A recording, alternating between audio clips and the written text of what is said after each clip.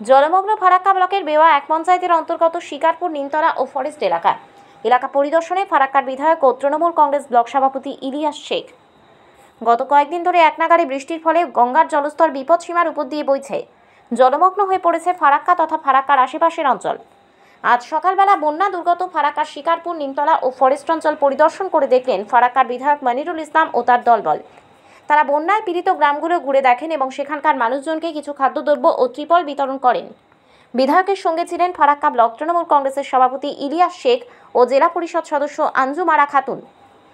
ফারাক্কার বিধায়ক মনিরুল ইসলাম জানান যে যেহেতু কয়েকদিন ধরে একনাগাড়ে বৃষ্টি হচ্ছে, গঙ্গার জলস্তর বেড়ে গেছে, তাই নদী উপচে জল নদী তীরবর্তী অঞ্চলগুলোকে প্লাবিত করেছে। আর সেই প্লাবনে আটকে পড়েছে বিস্তীর্ণ এলাকার মানুষ। তাদের সঙ্গে তিনি দেখা করলেন, কথা বললেন, তাদের হাল হকিকত জানলেন। সেই পীড়িত মানুষগুলোর হাতে তিনি কিছু খাদ্যদ্রব্য ও ত্রিপল তুলে দিয়েছেন।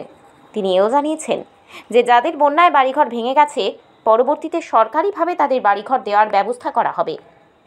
উল্লেখ্য, গতকাল বিধায়ক ফারাক্কা ব্যারেজের ভাটির দিকে চর হোসেনপুর ও কুলিদিয়ারে বন্যা দুর্গত মানুষদের সঙ্গে দেখা করতে যান। আর আজ তিনি পৌঁছে যান ফারাক্কা ব্যারেজের উজানের দিকে অবস্থিত শিকারপুর নিমতলা ও ফরেস্ট এলাকায়।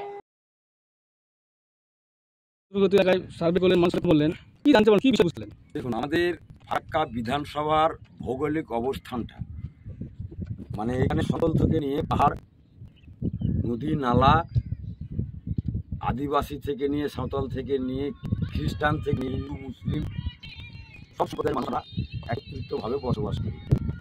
ফারাক্কার কিছু এলাকা ফারাক্কা বিধানসভার, যেটা গতকালকে যেরকম আমি গিয়েছিলাম পারসুজাপুর, সেখানে 3টা অঞ্চলের লোক বসবাস করে।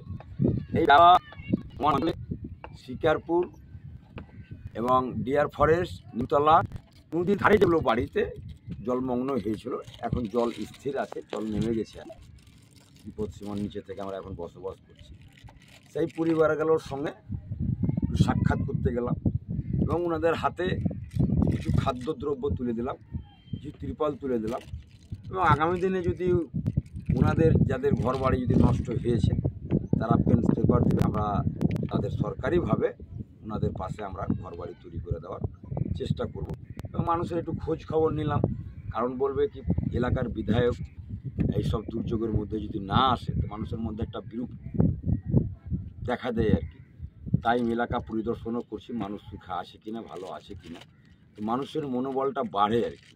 তার জন্য এই আজকের দিনে আমাদের সাথে আমাদের তৃণমূল কংগ্রেসের ব্লক সভাপতি আছে, আমাদের 2 নম্বর জেডপির 1 নম্বর জেডপির সদস্য আঞ্জুম আরা খাতুন আছেন, আমাদের পঞ্চায়েত সমিতির মেম্বার অসীম রেজা আছেন, আরও নেতৃত্ব আছেন আর কি। সকলে মিলে আমরা পরিদর্শন করলাম এবং যারা দুস্থ অসহায় পরিবার এবং ক্ষতিগ্রস্ত হয়েছে তাদের পাশে আমরা সরকারিভাবে বেসরকারিভাবে আমরা আজকে থাকবো। আজকে সম্পূর্ণ আমার ব্যক্তিগতভাবে মানুষের পাশে যেটুকুন আমার ক্ষুদ্র ক্ষমতার মধ্যে দিয়ে আমার চেষ্টা চালিয়ে যাচ্ছি।